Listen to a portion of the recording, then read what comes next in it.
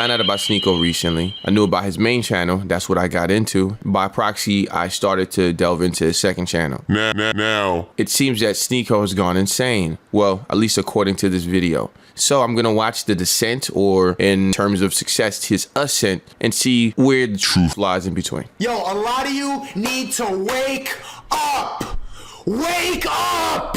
Come back to reality! Get off of TikTok! Get off of Instagram! You're so stupid! Sneako is going insane, but it's working. This past month, he went from gaining 1,000, 2,000 subscribers per day to 15, 16, sometimes in the 20,000s per day. If you've been following him for many years on YouTube, you aren't really surprised with his current behavior or mindset, but you're probably thinking he is going about it the wrong way. Sneako is on a mission to expose the truth. He wants to bring back masculine men, expose the realities of the Western. Wait, hold on. He was deadlifted. Truth. He wants to bring back 3 plates. That's actually pretty good. That's really good, actually. I ain't gonna lie. I didn't expect that out of him. back masculine men, expose the realities of the Western world, make his followers take the red pill, and get rich with him. The music choice and all of that other shit. With his new $250 social media course and affiliate marketing program. Some people believe his disorderly conduct is all part of a controlled experiment. Well, today we're going to dive into the world of Sneako and find out if this chaos is calculated. Drink water. His new chaotic approach to social media is taking place on his second channel called Sneako. However, his YouTube history dates all the way back to 2013 on his main channel, where he was seemingly just an ordinary teenager playing Call of Duty. But actually, he wasn't ordinary at all. Instead of talking about the gameplay, he would discuss more ambitious topics like separating church and state. Alright, so the main issue we're going to talk about today, like we said, is separation of church and state. Gay marriage, and should the US intervene in Syria? The question at hand is, should the US intervene in Syria? At just 14 years old, he was not only interested in talking about serious topics, but his ability to rationalize, understand both sides of an argument, and then form his own opinion was very commendable. I didn't know all this about Sneako. I can't lie. This is very interesting. He also shared stories of his experiences with racism and profiling, since he is an Asian American, more specifically Filipino American. But it's not like he was super deep and serious all the time. After all, he still was a teenager from New York. His internet rant series became his first popular series that grew his subscriber base. This was essentially a 2 to 5 minute compilation of trending topics, viral videos, or internet phenomena that he would give his comedic opinion on. No it's a YouTube channel. It's on YouTube. What else could this be? One of his fans was actually Mr. Beast. At number 2, I have Sneako, and if you've ever seen Sneako's videos, you realize that they're kind of addicting. Once you start watching them, it's kind of hard to stop. But whether it was serious, I guess that's around the time of like Leafy's here, all of that commentary going on whilst like gameplay from a video game, CSGO, Call of Duty is playing. or comedic, he was gaining subscribers not because of his great video game abilities or amazing editing, but because of his thoughts, his ideas, his mind. I think that's something that's really like, that's very impactful for a young person to have. Like, I see that the things that I think is bringing people towards my cause, bringing people towards my brand, whatever you want to call it, my channel, you know what I mean? I think that's really empowering to think that, you know, especially in a time where you have to do outlandish things in order to get people to tune in oftentimes, just the things that I'm thinking is bringing people towards me.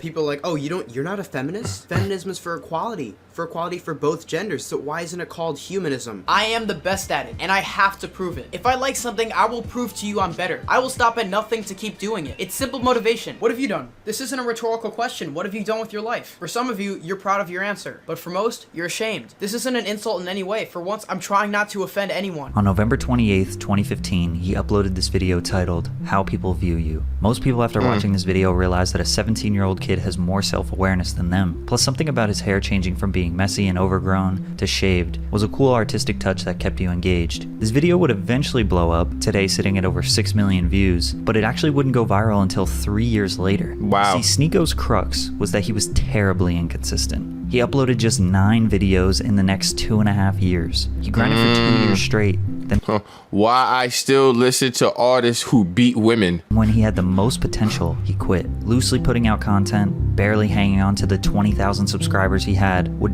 probably benefit him. It was during this time where he gained real-life experience to help him be more thought-provoking, introspective, and understanding of the real world in his experience. That knowledge and experience was crucial to him upping his quality during his consistent return to the platform in 2018. Nice. He uploaded 10 videos in 2018 and the quality increased a lot. Oh, would you say the N-word for $1? That one, that's when I never actually watched the whole thing, but I seen that one. That one has like a lot of views. There's no consistent style. Sometimes it was an introspective oration or a funny reaction video. He even got an opportunity to work for Mr. Beast that summer. It didn't last very long. He was only featured in one video and was later fired. He quickly saw an opportunity to grow his 27,000 subscriber base and made a video titled Mr. Beast Exposed. He uploaded it, got 30 views, and then deleted it. But one of those 30 viewers was Mr. Beast. That video, even though it was deleted after a few minutes, damaged the relationship between Sneako and Mr. Beast forever. I didn't want to be the guy in Mr. Beast's videos. I wanted to be Mr. Beast. The reason he was fired was simply because he wasn't a good fit for the position, and over time Sneako realized that. At one point, he inspired Mr. Beast, but now Jimmy was getting millions of subscribers. Yeah. I mean, and also doing so in a way that's definitely not the way that I feel like he wanted to do it. Sneako's ego trumped his ability to understand that the reason why Mr. Beast had 4 million subs had nothing to do with the reason why Sneako only had 27,000 subs. In other words, everyone has their own path, their own trajectory, and unless you make the same exact content as someone else on YouTube, y'all are not competitors. On top of that, he just isn't the type of guy to work for someone else. He wants to be the boss, the CEO. After the passing of rapper XXXTentacion, he posted this video called Why I Still Listen to Artists Who Beat Women. This is where I came across Sneako. While watching, he accurately explained the hypocritical mindset of supporting artists who have done or are accused of terrible things. I was wildly impressed at his breakdown, and it felt like he was speaking my thoughts. He closed the video with a very powerful message. But don't Oh yeah, John Lennon definitely did beat women. Yeah. go full. I used to be cruel to my women. I beat her and kept her away from the things that she loved. That's a lyric that John Lennon actually wrote in the song, I think. I forget the name of the song. Fanboy. It's on Sgt. Pepper's though. I do like the Beatles, if you can't tell. You know what I mean? I have a Beatles poster back there. And refuse to believe your favorite artists aren't angels. Don't blindly justify their shitty behavior and never worship celebrities. The best way to treat these people is like you would anyone else. Flawed humans with consistent questionable behavior. True enough. From here on out, the quality of his videos just kept going up. On September 13th, 2018, he hit the streets of New York City to ask people, Can white people say the N-word? Hell yeah. Hell no. 3 months after he posted this video, his channel exploded. He went from 30,000 subscribers to 130,000 subscribers in 24 hours. Wow. It took him 6 years for him to be an overnight success. Yeah, there's a whole saying that they say it takes his whole life to become an overnight success. I hear people say that all the time. And that's true though. I think there's some truth to it. You know, you put in that work. There's a whole lot of work that you're putting in that people aren't going to see. But I guess that prepares you for the moment when, unbeknownst to everybody else, you appear before them polished and with a set goal in mind and intention. And that's something that comes across and people just automatically gravitate towards it. But you needed that time. You needed that preparation up until when nobody was paying attention to you to appear before them in a way that you are now. And that doesn't mean that there's no growth to be had after, because there's probably even more growth to be had after, but you need that initial polishing. From here, his back catalog started gaining more and more views. People were realizing that Sneako was their woke best friend that they were ignoring for a long time. His scribble drawings over New York City B-roll complemented his thoughtful essays perfectly. This is the era where Sneako built his core fan base. This style took him from 100,000 to 500,000 subscribers in about 6 months. When he wasn't reflecting on his own thoughts, he was asking people on the street for theirs. Typically, these videos got more views. Once he officially branded these street interviews as the 1 minute podcast, he went from 500K to 700K. Then the pandemic hit. The way the world changed and flipped upside down seemed to have a pretty large effect on him. He was always challenging the societal standard. You know, like the stuff everyone believed but never asked themselves why they believe it. But there's a reason we have gender roles. Hold up, before you... He was taking the red pill, which is a term based off the movie The Matrix, where you take a pill and essentially realize the truth or realities of the... Which is kind of crazy that, like, all things considered, I think they asked the Wachowskis if the red pill was an allegory for being trans, because obviously the Wachowskis were the Wachowski brothers when they made it, but they're both trans now. And I believe that the Wachowskis said, yeah, that is true. So it's kind of ironic in a sense, but I guess the point still stands. The world, or you take the blue pill and remain ignorant and happy. Red pill was kind of adopted by Republicans. Yeah. And spreading truth. But during this time, he was expressing his thoughts and emotions in a clear and calculated manner. Being poor is a mentality. And if you say that online or in a woke place, there'll be a horde of people coming, explaining to you why that's offensive, because I need to pay for my brother's surgery and I can't work. Obviously, I'm not talking about those outliers. That's like when fat people say, it's not my fault, I'm fat, I have a thyroid condition. Like, yeah, fatty, clearly I'm not talking about you. I respect how honest and unapologetic Sneako is. This guy is just too real for this world. At this time, he was controversial to the people that didn't agree with him, but it was nothing compared to what he is now. Stop objectifying me? No! Everything you've been told is a lie. Let's not be soy boys, come on! Stupid! Sneako and many others did. This nigga took the fucking 6ix9ine route, low key. He's just a super troll now. You know what I mean? Obviously, the method is a little bit different.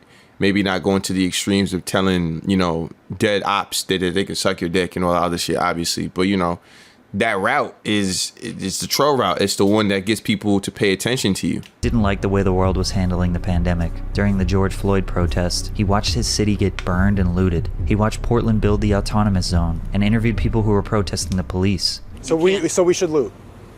Yeah, we should loot? Looting is redistribution of wealth from corporations to individuals. It's ill-gotten wealth. It's stolen goods, man. It's sneakers? Yeah. It seemed like he was leaning more and more on the Republican standpoint. Yeah. But maybe that's just because he wasn't praising and idolizing the liberal status quo. When them niggas be lying just as much, if not more. Truthfully, I think that liberals lie a lot more than conservatives do. And well, you know what? Maybe not more, because generally speaking, like many other minorities, fuck that, I don't even like that word. People of color, if you grew up as a person of color, especially black, chances are you grew up liberal, you grew up a Democrat, because Democrats are for the people, you know what I'm saying? And they made promises over and over that they've yet to deliver on, you know what I'm saying? Haven't really done a whole lot to support the black community, but still campaign on those promises, and they've been doing so since they passed the Civil Rights Act in 1964. Haven't done a whole lot much since, you know what I mean? But, you know, the right side lies to their audience in their own ways, tell them lies that they want to hear, you know what I'm saying? Kind of reaffirms things that may not actually be all that true to them in order to kind of instill some type of fear. But I think that's a political tool in general, fear mongering. If you voted for Biden, you're kind of a bum. If you voted for Trump, you're also kind of a bum. I would never vote for somebody in the Democratic Party because of how corrupt they are, how phony they sound when they talk, how like uppity they feel because, oh, we're not racist. So he was kind of taking the role as a libertarian or centrist, but because of him not wanting to vote Democrat indicates he leans a little right. For the rest of 2020 and really until today, he just kept grinding, libertarian, feeding his audience with status. I've heard that term before. I don't know what it means exactly, but I've heard it. Quote, challenging and thought-provoking content. He became one of those YouTubers' favorite YouTuber. A lot of other creators praised his work and respected his artistic approach to the platform despite him not being insanely popular. And don't get me wrong, he was approaching 1 million subscribers, but he was averaging about 200K to 500,000 views per video. Right. But it was on his second channel where everything started to change. Yep. Soon to be main channel. Sneako was the name of his other YouTube account. In 2019, it was kind of just throwaway clips, random vlogs, and long-form podcasts that he wasn't consistent with. But in classic YouTube fashion, the glorious second channel is where things get more personal and less polished and professional. On July 13th, 2021, he uploaded talking into a camera and uploading it to youtube.com. And lo and behold, Fisheye Sneako was born. The way this shot feels like coming off a bad trip or ego death. The 4-minute vlog is literally him showing a bunch of people how cool his new lens is. If you don't know, a fisheye lens gets such a wide shot that you can literally put the camera touching your nose and still be able to see a wide picture around you. Yeah. Once he got this lens, his content got more up close and more personal than ever, and the fans loved it. I seen Fisheye 2 seconds in and I knew this was finna be a banger. He was in a relationship, he was traveling, and he seemed to be very positive and happy. The vlogs were getting solid viewership, and as a creator myself, nothing boosts your confidence more than just filming your everyday life and people watching it. It being I want to take interesting. this and just try to get it on camera because I don't fucking care about anything anymore, yo. This mentality was very relatable to a lot of his audience, but it was about to change Sneako forever. He got into a beef with Hasanabi, who is a massive political Twitch streamer who represents leftist ideals. Funny thing Yeah, very much so. about these two beefing is they both really like Bernie Sanders and probably would have voted for him. Anyways, Hassan reacted to one of Sneako's videos called How to View Women, where This video is actually pretty interesting. I don't remember the exact content of it, but I believe that's the one when the shorty was starting to get offended and like, yeah, you know what I mean? These girls are just, you know what I mean? They just have a camera in front of their face. You're being a creep or whatever. Like, provoked. It was almost strange how she just kind of got so hostile and aggressive. And I guess one thing I noticed about getting older is that you'll look at the behavior and it's your gut reaction to judge the behavior solely based off of the behavior itself, but getting older is being able to look at the behavior and start to analyze, okay, why? There's a what obviously, but the why is there also. And she's probably going through some trauma in her own right, but damn, that shit was just off-putting like a motherfucker. I remember this video. It was a good video though. I thoroughly enjoyed it. Sneako takes on the role of a man who's insecure, can't talk to women, and wants to not end up like an incel. The visuals consisted of him filming women from a distance, which was supposed to be ironic, but it seems like Hassan didn't understand the hypothetical perspective Sneako was creating and just resorted to calling him an incel. Bro, this dude was like, this is healthy. This is a healthy way to do things. I am going to go. Yeah, that's one thing I could also say. Like, man, sometimes some of these YouTubers take these like approaches of telling a story, and since it's YouTube, you may not, the first thought isn't to actually evaluate it as such. Same thing that happened with that dude. Me and my boys, we reacted to on our second channel, or not my second channel, but my other channel, Wasting My 20s. I run with my boys. We reacted to Nick Fuentes, and some of the people in the comments of that video were saying that he's supposed to be adopting this kind of character that's mocking, I guess, people on the right side and such like that. And I mean, it's different when, let's just say, an individual like Borat does it. He plays a character. It's so clearly a character, or you're clearly doing something with the intention of it not being taken at face value. When it's done in a way on YouTube, oftentimes it's not as easy to get that across. Go and film random women and harass them. Dude, I mean, I don't think he was harassing anybody in that video, but I mean, I guess he's doing his thing. He's going on his rant, his white knight rant, if you will. Wow. Obviously, Sneako wasn't a fan of Hassan's reaction. Hasanabi's right. Yes, ha ha ha, toxic man. I don't like him. He's creepy. But you're not saying anything about the video. You're just insulting me. Aren't you the political streamer? Say something political. Him and his girlfriend broke up.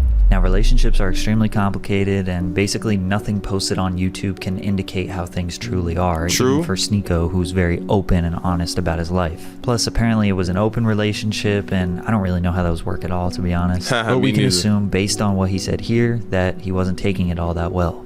What I do miss about having a girlfriend is just like, you know, I'm a miserable, like, bitter person. I'm always angry, and like, you hear my voice right now, I'm like, ugh. Like having like a yay, woo, yay, let's go apple picking. It's good to balance off how bitter I am. But once they broke up, he went full red pill. Yeah. Anti-feminist, no more sugarcoating, no more trying to word it nicely, just stating exactly how he feels. But do you really don't think that they're trying to emasculate the world and take away what it means to be a man?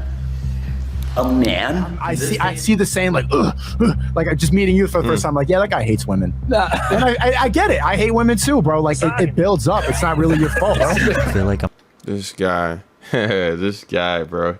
Like he said, he's very upfront about it. I mean, is this a phase? I don't know.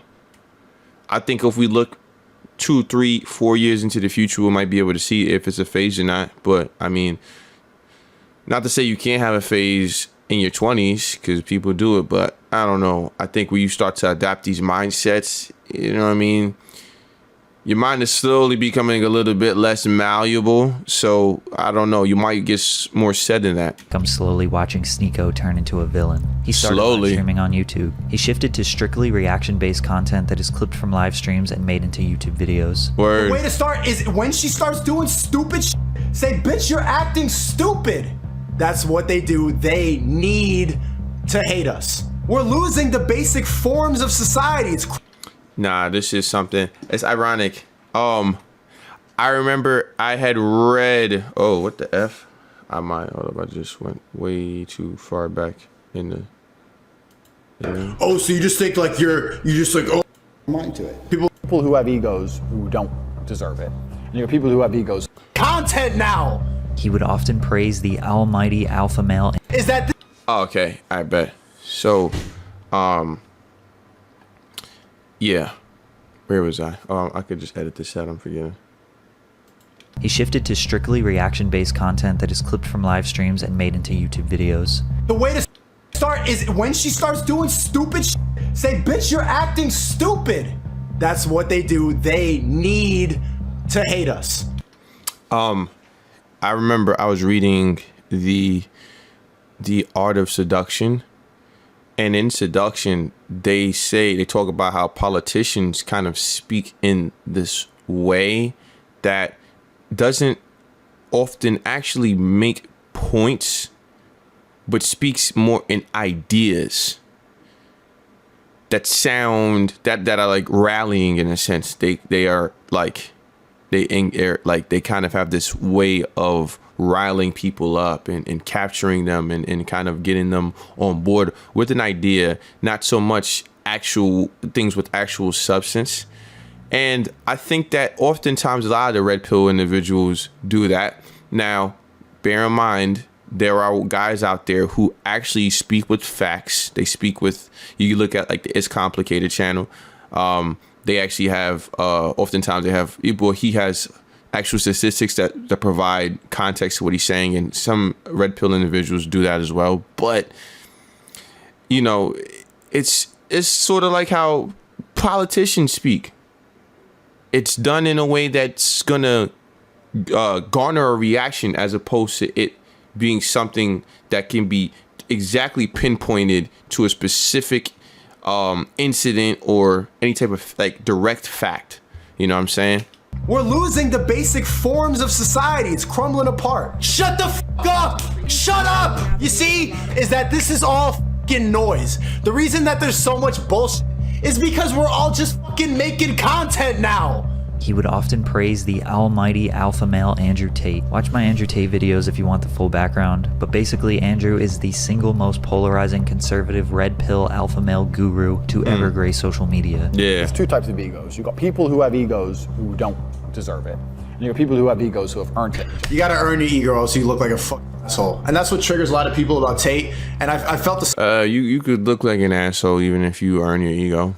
You're gonna be looked at as an asshole that a little bit has more grounds for the way that he acts, but you're still an asshole. Same way my whole life because I felt like I've earned it. I am the man. There's no one on this planet who can do shit I couldn't do if I put my mind to it. People would text me like, oh, so you just think like you just have money and you think you're so good looking and I love his chat because his chat, I don't know about so much now, but like they'll just be saying the fucking wildest shit. Some of them just be nut hugging and shit, but other people would just be like, yo, you're gay. Like the one just say you're gay. Just bad shit. I like the chats for that reason. Though they have a way of keeping you humble. At least the good ones. You know what I'm saying? They'll big you up, but they'll also bring you back down to speed.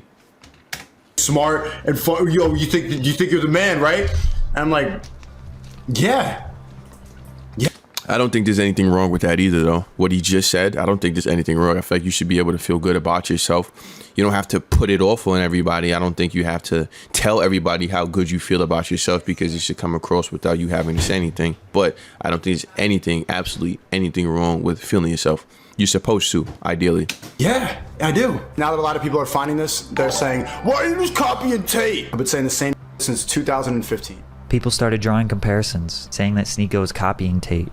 that he's obsessing over him. However, Sneako has been on this red pill woke journey for years now, and there are even some things he said back in 2015 that feel very similar to his current viewpoints. I am not a feminist, and for some reason that means I'm against gender equality. Whenever I tell people that I don't consider myself a feminist, I get the same response. Feminism is for equality of both genders. One, if that was true, it would be called humanism. It's already hypocritical in the title. Then he started beef with multiple other creators for seemingly no reason. The most ridiculous of them all can be summarized very quickly, even though it went on forever. Hamza, a well-liked self-improvement YouTuber who dedicates his platform to focusing on bettering your mind and body, Sneako reacts to one of his videos. I don't want to watch this, bro. Deadass, Hamza's a cool guy. I don't want to watch this. Bro, I think you're all a little gay for liking this. It's too self-helpy, bro. It's too self-helpy. Or a man who can be perceived as a threat. Then he proceeds to react to Hamza's video, making a cringing face, insinuating how boring it is, even though Sneako himself made basically the same exact video just 2 years earlier. My shit is I'm just trying to be better every single day. And that's consisted of me quitting weed. Quitting is like a loose term because I haven't regularly smoked in like a month and a week. So it's been like 5 weeks now, but I cheated maybe one time in Paris. I went to a music festival. Hamza made a video responding to Sneako where he was blindsided, thought him and Sneako were cool, and that he was disappointed. But in this beef, I found a clip that was very interesting. I'm not your role model. I'm not your friend. I don't know you. Don't try to be like me. I thought this is when that kind of came into the Sneako kind of verse of like his streaming channel, his second channel, whatever the case is. It was during this whole thing. He did the video of Young Don for the first time and everything. And I'm not gonna lie, I agree with this part of it. I agree with this. I said this part of it. I do, for sure. People that you watch on YouTube aren't your friends.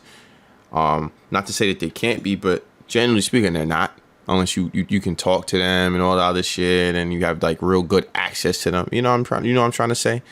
I agree with this. This is entertainment. So just when you think it's going to spiral out of control, the self-aware Sneako pops up and basically hits us with the "I'm just joking." I started to think about other popular creators: Aiden Ross, iShowSpeed, Hasanabi, H3H3, Jadeon. The thing they all have in common is that they're almost always in controversy. Whether it's intentional or not, they always have people talking about them, doing commentary videos, trying to cancel them. Some are more controversial than others, and they all handle the drama differently. Why is this nigga picking his nose? That's some Aiden Ross shit, I suppose. Is that something that, that is. But all this does is just make them more popular. Sneako took note of this, so he ramped it up. The new generation is literally becoming like the R word. Food pride, yeah, I'm a girl and I don't shave my armpits. Who preach this bullshit idea about tolerance, love, and acceptance will also say die if you disagree with me.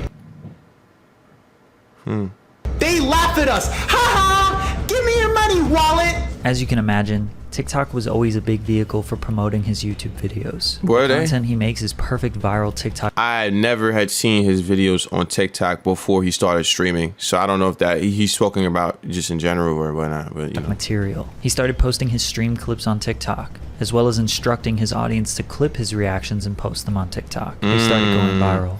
This is the Tate effect, though. Tate did the same thing.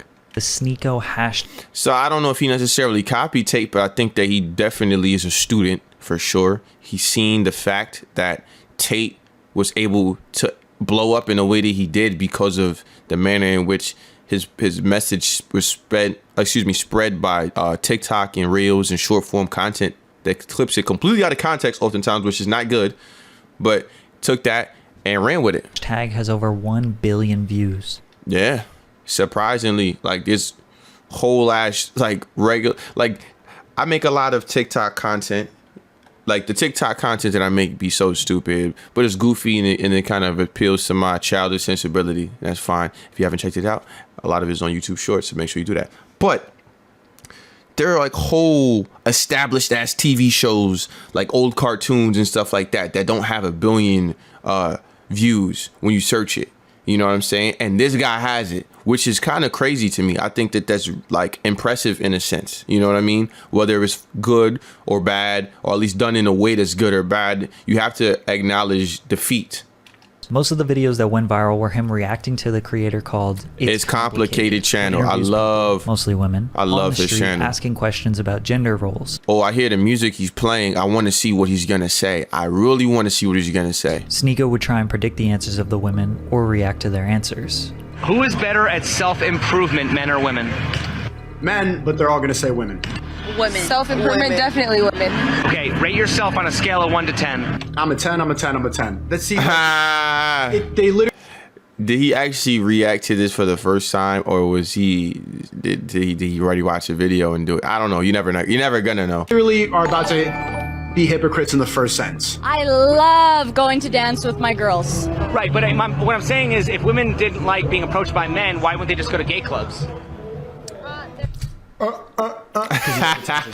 do nightclubs get away with charging men a higher admission fee than women? Isn't that sexist? Yep. Something they never talk about.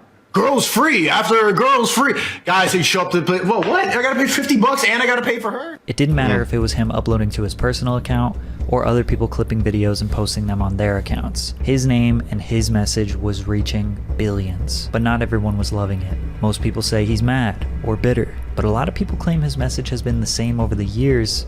Now he just says it louder and yeah, that much I could definitely say. Despite the controversy, his second channel on YouTube is exploding. On July 15th, he had 156,000 subscribers. Yo, just out of curiosity, the dude who made this video, I'm kind of curious. You edited this. I don't know if you edited this. You might have had somebody hired somebody to do it, but the editing of this shit kind of is done in a way that or at least the music. Let me just say the music in particular. Why are you using this music of all music? Because you're very much aware that the music that you play under a video kind of informs how people are going to feel about the video. You get what I'm saying? It's kind of interesting that he chose to use this music of all music. 2 weeks later, he has 439. Like he's some villain or some shit. A very simple and effective upload strategy. Live stream for a few hours. Yeah. And clip each reaction video as a singular upload. Yeah. That's I seen what's name Speed do that too. He has a 10 to 30 minute video. Well, not the reactions, but just stream for a while and then do that. Video uploaded to his page about 5 times per day. The channel is generating about 1 million views daily. At this rate, he will surpass his main channel in views and subscribers in roughly 3 months. And with all this newfound success, he decided to launch his own social media course. $245 for him to teach you everything he knows about making money on social media. If you can't afford it, you can become an affiliate. People sign up through your link, you get a small percentage of the sign-up fee. Just because you know me, you think you know me because you see me talk, you calling it a scam because I can make money off of this. That's not a scam, that's business, stupid. Value for money. Grow the fuck up.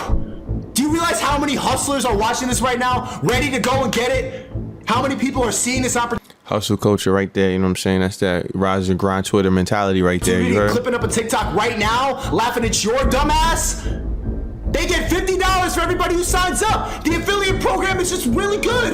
That's how you grow a business. Multi-level marketing scheme. You just heard another YouTuber, a soy boy, say that, and you're echoing it online. Fucking idiot. I called that nigga a soy boy. That's that hilarious. Multi-level. I haven't heard someone use that term in quite some time. You don't even know what that means. Genuinely. You could I quit. I go in the subway one time.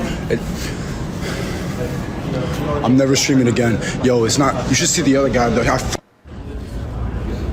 You take this internet shit too far, bro. You're gonna get that though. When people saw this, they thought Sneako barked up the wrong tree. He finally ran into someone that would stand up to his behavior. People were celebrating in the comments, glad to see him beat up.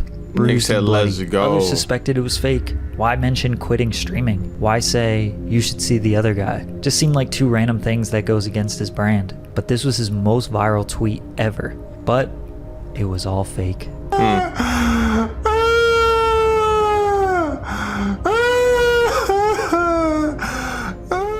Now, not for nothing though, when I seen this, I wasn't sure if it was real either because I had a similar, I was involved in a shoot and the person had put like makeup on me to make me look like I got fucked up and shit too. So I did this earlier this year. So I was like, is this real or is it not? So it's kind of funny You know what I mean? Certain people were kind of upset too. That's what made it kind of sound goofy. But you learn, you live and you learn. It was all a stunt to prove the power of social media, to prove that everything we see and watch online is fake and manipulated. The people who cared about him will no longer believe him if anything goes wrong in the future. And the people who hated him before just said he had to fake a fight to get views. Nobody was really on his side.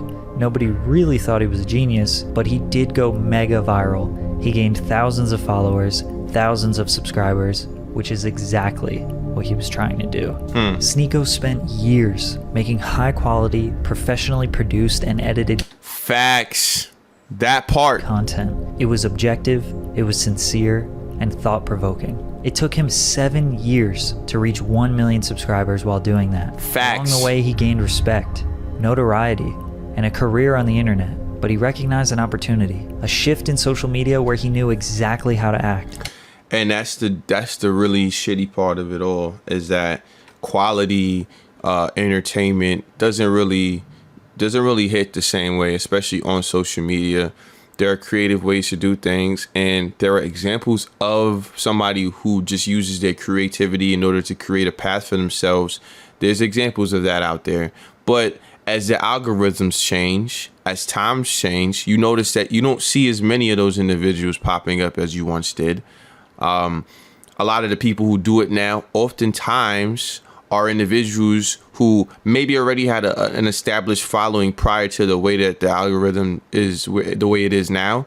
And it was able to kind of scale upwards and, you know what I mean, turn, I guess, what the term is, I guess, output, like quantity over quality. They were able to kind of flip that. Instead of just pumping out quantity, they started to put out quality, and you can take more time in between. But man, it's if you're starting out, man, you kind of have to feed the beast. And I learned that with TikTok. I learned that with Instagram. You know, all of these algorithms are different, but what they all do is reward consistency, not necessarily quality, but consistency. And I mean, even if you're not putting out something that's like Mozart levels of artistic mastery, obviously there is a way to do things a right way. I think that he knows how to make a video the right way. I think a lot of other individuals who do the same thing, maybe not the same topic, but are in the same streaming kind of content production world, knows how to do something without it having to be a masterpiece, but there's a way to do it. And I think that he's a masterclass on that, truthfully. And it's unfortunate, but it's what it is. Exactly what to say to amass a large following in a very short period of time. Reacting to other people's videos, shouting, screaming, being bold and aggressive is probably going to have him build a bigger following, a stronger following, and maybe even make more money than he ever has in a way shorter period of time. Maybe he's claiming this is all entertainment so he doesn't have to take accountability. Maybe it truly is just genius marketing. Maybe he's just copying another man's successful strategy. Or maybe he is actually going through something. No matter what his intentions are, no matter what viral stunt he pulls next, no matter how long he drags on this new persona, he knows that if he makes one video apologizing for his spastic behavior, that everything can go back to the way things were before. Yeah. I agree with quite a few of the things said in this video, the points made in this video. Obviously, context is key. Listen, my opinions on Sneako is, truthfully, I found Sneako to be more interesting before the antics occurred.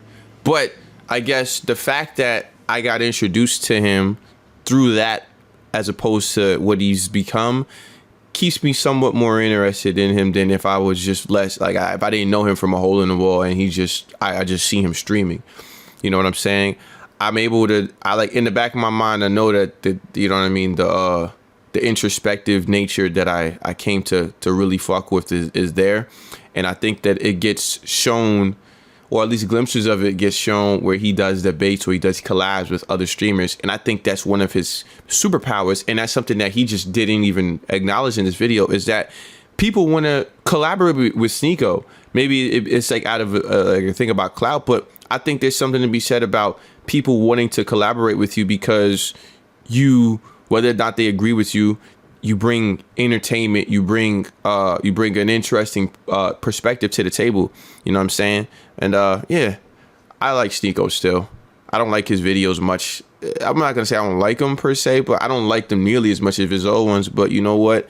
I respect his hustle, and it's inspiring. Just to truth be told, you know what I mean, to see somebody just go from 0 to 100 like real quick. You know what I mean? As anybody who's really out here trying to get on this content shit, man, I can't speak to anybody else in exacts, but I think that everybody has an idea of what it's like to really just be putting your nose to the grindstone and working hard in hopes of eventually building up a following. You know what I mean? I tell, like, you see it on my page, yo, my only goal is to retire my mom right now. You know what I mean? That's what I want to do. My mom's giving me everything, so I think it's only right that I retire her. You know what I mean? That's something that gives me hope, and it gives me that battery. You know what I mean? And not to mention, I'm not a fan of being employed by somebody. I never was a big fan of that. It wasn't really all that fun to me. You know what I'm saying?